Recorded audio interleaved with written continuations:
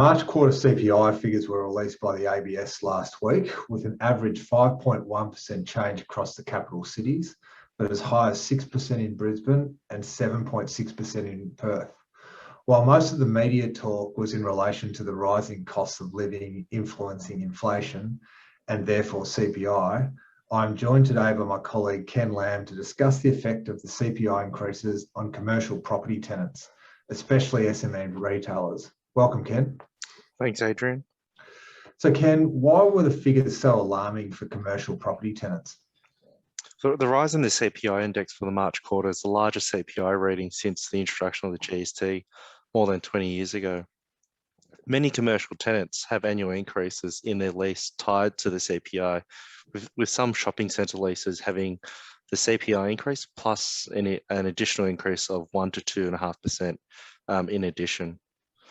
Over the past 10 years, a CPI has mostly been averaging between 2 to 3%, making a CPI increase manageable for tenants. However, the current CPI figures will be a significant issue for most commercial tenants, as their annual rent could increase by as much as 10%. Coupled with the impacts of COVID, many tenants will struggle with this increase. So what would you recommend, Ken, tenants do in response to these latest CPI figures? All commercial tenants should check their leases to see if the lease contains a CPI increase using the March quarter CPI.